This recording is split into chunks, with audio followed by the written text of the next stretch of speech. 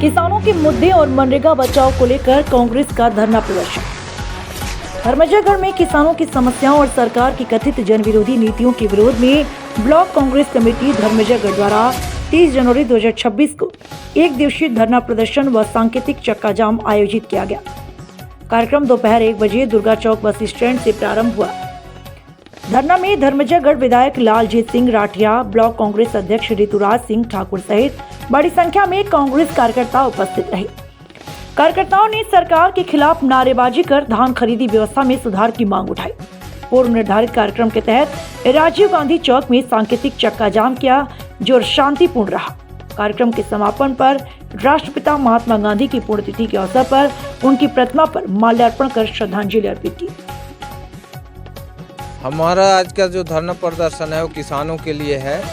किसानों का जो है 31 जनवरी तक धान खरीदी कर रही है सरकार, उसको जो है 15 फरवरी तक बढ़ाया जाए। हमेशा जो है 15 फरवरी तक किसानों का धान खरीदी होते रहा है, जिसमें जो है इसी समय जो है किसान जो कर्ज लिए रहते हैं, किसान लिंकिंग के नाम से होता है, खरीदी करती है, उसको किया जाए सरकार के द्वारा। दूसरा जो है ये हमारा महात्मा गांधी रोजगार गारंटी योजना, जिसको जो है वो रोजगार गारंटी कई तो योजनाओं में उसमें जो है संशोधन किया गया है, उसको जो है सही तरीके जिस तरह से कानून बना हुआ है मनरेगा योजना का, उस कानून के तहत जो है सुचारू रूप से संचालित हो। आम जनता गरीब किसानों के लिए आज आंदोलन था, जिसमें हम सब लोग उपस्थित थे। एसडीएम साहब को ज्ञापन दिए हैं कि धान खरीदी केंद्र और बढ़ाया जाए क्या समय। देखिए, जैसे कि आप लोग को पता ही होगा कि यूपीए के समय में जब डॉक्टर मनमोहन सिंह जी प्रधानमंत्री, तो लोगों को काम मिल सके, मजदूरों को काम मिल सके, इसलिए हमारी कांग्रेस सरकार ने एक कानून लाया था जिसे मनरेगा कहते हैं, है ना। उसके तहत लोग आवेदन करते थे, उनको काम मिलता था। पर उसमें अभी ये जो केंद्र में जो भाजपा की सरकार है, मोदी जी की जो सरकार है, इसने उसमें आमूलचूल परिवर्तन कर दिया है उस कानून में, और उसको तोड़ मरोड़ कर ऐसा कर दिया है कि लोगों को उसका लाभ ही नहीं मिल पाएगा। मजदूरों को बहुत सारी बातें हैं, आप अवगत भी हैं उसमें। तो वो जो मनरेगा कानून को जो तोड़ करके उसका नाम को ही बदल करके जो कृत्य केंद्र की जो भाजपा सरकार ने किया है, उसके विरोध में पूरे देश में प्रदर्शन हो रहा है। और इसी कड़ी में हमारे प्रदेश में मनरेगा बचाओ संग्राम का कार्यक्रम चल रहा है।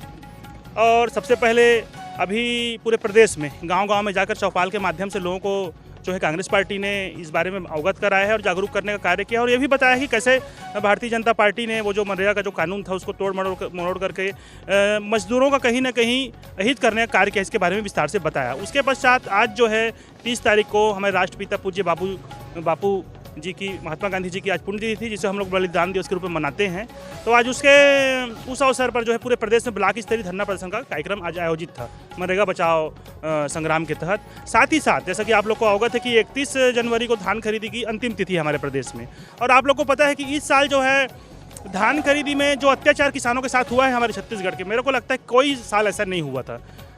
पर ये जो भारतीय जनता पार्टी की सरकार है, विष्णुदेव साय जी की सरकार है, उनको कहीं से भी वो किसानों के प्रति संवेदनशील नहीं है।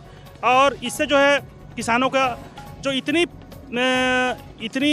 जो है ना विषमतापूर्ण जो इनकी जो धान खरीदी की जो नीति थी, उस कारण से बहुत से किसान अभी धान बेचने से वंचित हो गए हैं। एग्रीस्टेक की बात हो, चाहे टोकन की बात हो, तो जो है कांग्रेस पार्टी जो है ना, उसके लिए आज हमारा मनरेगा बचाओ संग्राम के साथ साथ एक सांकेतिक चक्का जाम का भी हमारे द्वारा कार्यक्रम किया गया था, जिसमें हमने माननीय मुख्यमंत्री जी के नाम से एक ज्ञापन दिया है यहाँ एसडीएम साहब को कि 31 जनवरी की जो तिथि है धान खरीदी को, उसको आगे बढ़ाया जाए, और यदि नहीं बढ़ाया जाता है तो हम लोग फिर अनिश्चितकालीन उग्र आंदोलन होते बाध्य हो जाएंगे। धान खा गए, इसके बारे में आप क्या कहते जैसा कि आरोप है? आपको पता ही होगा कि इससे पहले 5 साल हमारे भूपेश बघेल जी जब मुख्यमंत्री थे, कांग्रेस की सरकार थी, उस समय हमारा डबल इंजन सरकार तो था नहीं, केंद्र में भाई मोदी जी की सरकार थी, और उन्होंने बहुत सारी कठिनाइयाँ हमारे मुख्यमंत्री जी के सामने में रखी, पूर्व मुख्यमंत्री जी के सामने में रखी। फिर भी पूरे 5 साल में इतने अच्छे ढंग से और सुचारू ढंग से धान खरीदी कार्य कांग्रेस की सरकार में हुआ था, जैसे आपको पता ही है।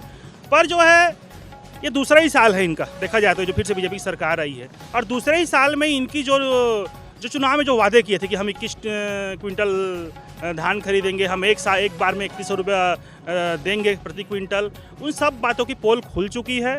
और पूर्ण रूप से साबित हो गया है कि ये जो भारतीय जनता पार्टी की सरकार है कहीं से भी किसानों की हितैषी सरकार नहीं है।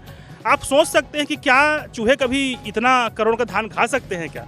और हर जिले में ये परेशानी आ रहा है, हर जिले में। मतलब किसान जो है इतना त्रस्त है, इतना परेशान तो कभी नहीं हुए थे।